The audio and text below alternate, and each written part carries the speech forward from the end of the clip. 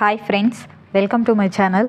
ఈరోజు మీకు అటుకులతో మిక్చర్ని ఏ విధంగా ప్రిపేర్ చేసుకోవాలో ఈ వీడియోలో చూపిస్తాను. దానికోసం నేను ఇలా అటుకులు తీసుకున్నాను, అలాగే ఇలా మసాలా కూడా తీసుకున్నాను. ఇది వచ్చేసి పుట్నా పప్పులండి.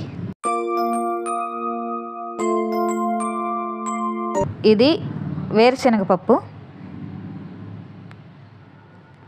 అలాగే ఇన్స్టెంట్గా దొరికే ఇవి ఫ్లాక్స్ కూడా తీసుకున్న, మసాలా ఫ్లాక్స్ అంటారు వీటిని.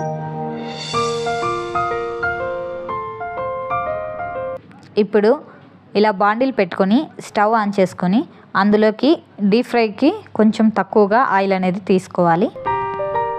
ఇలా ఆయిల్ వేడెక్కాక ఇందులోకి మనం ముందుగా తీసుకున్న ఈ అటుకులు అనేటివి ఈ ఆయిల్లో వేసుకోవాలి. ఈ విధంగా ఆయిల్లో వేసుకున్న వెంటనే ఆయిల్ అనేది కొంచెం హీట్గా ఉండాలండి. అప్పుడే ఇవి తెల్లగా బొరుగుల్లాగా మనకు ఈ విధంగా ప్రిపేర్ అవుతాయి. ఇలా ఆయిల్లో వేసుకున్న వెంటనే ఒక 2 మినిట్స్ అలా కలుపుకొని బయటికి తీసేసుకోవాలి. ఈ విధంగా తీసుకున్న వీటిని ఒక ప్లేట్లోకి తీసుకోవాలి. ఈ విధంగా ఆయిల్ అనేది ఒడిచే విధంగా ఆయిల్లోంచి పక్కకు తీసి పెట్టుకోవాలి ఈ ఫ్లాక్స్ని.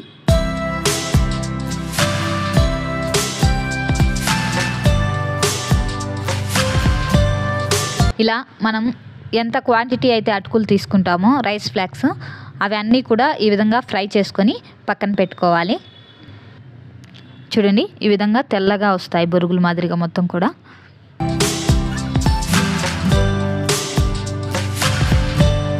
ఇప్పుడు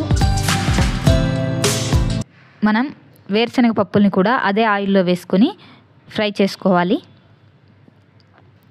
ఫ్రై చేసుకొని ఇవి బాగా ఫ్రై అయిన తర్వాత తీసుకొని మళ్ళీ ఆ మిక్చర్లోకి సపరేట్గా వేసుకోవాలి.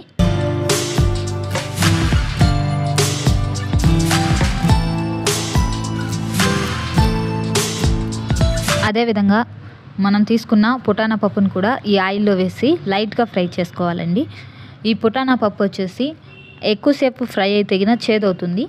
ఇలా వేసుకొని ఒక 1 మినిట్ లేదా 1.5 మినిట్ కంతా ఫ్రై చేసుకొని ఈ పుటానా పప్పును మనము మళ్ళీ కూడా సపరేట్ చేసుకోవాలి ఆయిల్ నుంచి.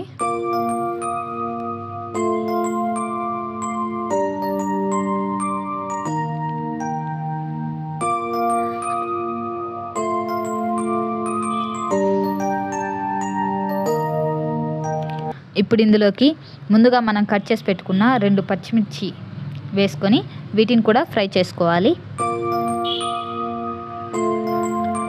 ఈ విధంగా ఫ్రై చేసుకున్న ఈ పచ్చిమిర్చిని కూడా మనం ముందుగా ప్రిపేర్ చేసుకున్న రైస్ ఫ్లాక్స్లోనే వేసుకోవాలి.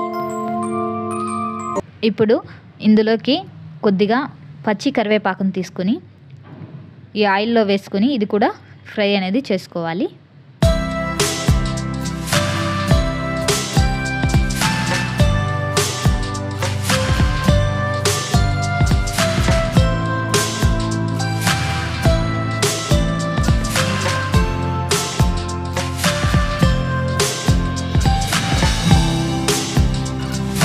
ఇప్పుడు ఈ ఆకును కూడా తీసుకొని మనం ముందుగా ప్రిపేర్ చేసుకున్న ఆ రైస్ ఫ్లాక్స్లో వేసుకోవాలి మొత్తం అంతా కూడా.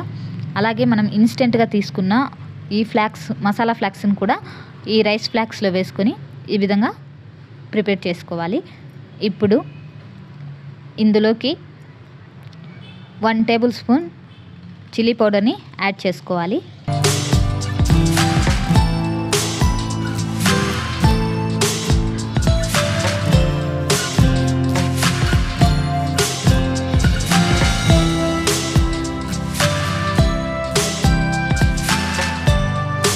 అలాగే టేస్ట్కి తగినంతగా సాల్ట్ని కూడా యాడ్ చేసుకోవాలి.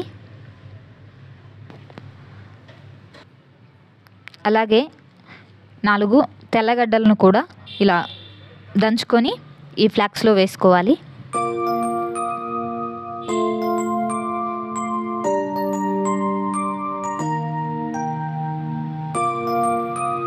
అలాగే మనం దీనికోసము ఆయిల్లో టర్మరిక్ పౌడర్ని మిక్స్ చేసుకొని ఆ లిక్విడ్ అనేది మళ్ళీ ఇందులో వేసుకొని ఈ ఫ్లాక్స్లో కలర్ కోసము ఆ లిక్విడ్ని కూడా ఈ మిక్చర్లో వేసుకోవాలి. ఇలా వేసుకున్న తర్వాత వీటన్నిటిని ఇలా ఒక బౌల్లోకి తీసుకొని ఈ విధంగా మిక్స్ చేసుకోవాలి.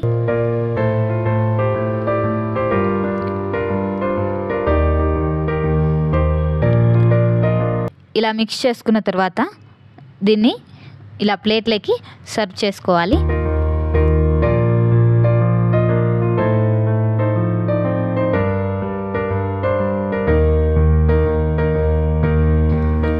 ఈ విధంగా కరకరలాడే రైస్ ఫ్లాక్స్ అనేటివి మిక్చర్గా స్నాక్స్ తర మనం పిల్లలకి ప్రిపేర్ చేసుకునే ప్రాసెస్ ఇది.